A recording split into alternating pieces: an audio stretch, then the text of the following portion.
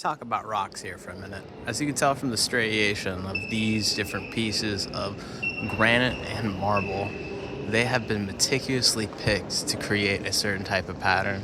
As we look at the ones that line the floor, you can tell that there's many different cracks. These have been here for a very long time.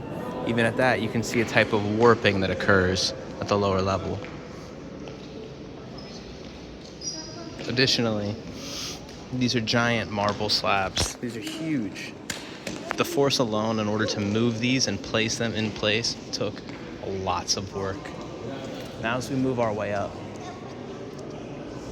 in the Middle Eastern / European tradition, typically holy buildings are representative of a type of sacred forest. Going back to what we saw with the Goth column, as you can tell, there's different patterning that lines the columns that actually buttress and maintain the structure. The artwork that lines the ceilings, flowery, Islamic in many senses, but also has hues of Byzantium gold. Truly amazing. Again, looking at the actual marble that's chosen, very meticulous to create a natural type of pattern found in the striation of the actual types of rock. Moving up, we find a Byzantium era mosaic sculpture. Could be a one that was converted after, could be a specific prophet that's shared between the two books. Nonetheless, a miraculous piece of human art.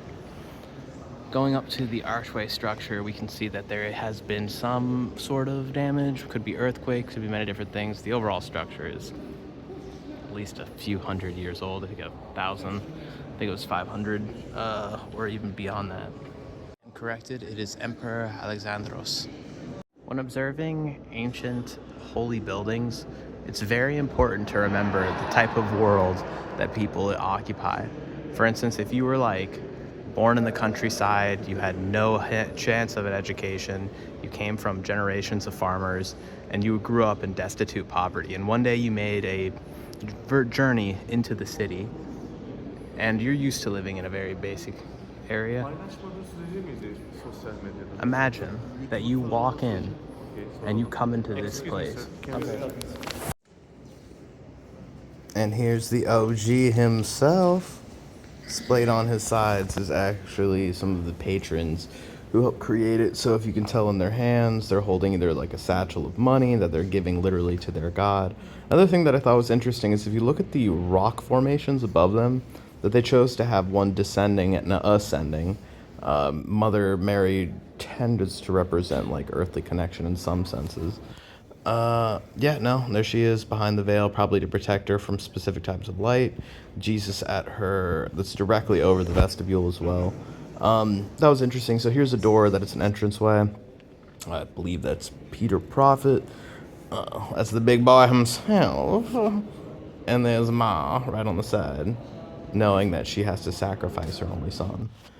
This is actually the Emperor's entranceway. Interesting, some of the patterning was not present on the other side. I don't know exactly where the iconography comes from. Up here are seraphims, kind of like Final Fantasy. They represent angels at the Heaven's Gate, just to give you an idea of scale about how big this place is. I mean, absolutely insane for an ancient structure, just to even be able to build something in this manner, taking the amount of work and human effort. It's really quite amazing, and a testament to the power of the Byzantine Romans. Very amazing. Even though now it is currently a mosque, it is actually, you can tell that there's lots of Christian ideology still baked in. And it could be, in some senses, a respect for someone who would even create something like this, worship to a god they may not believe in or agree with. So it's really quite beautiful. This is an outside little part. One thing that was kind of cool is Istanbul's full of cats. And here are some cats.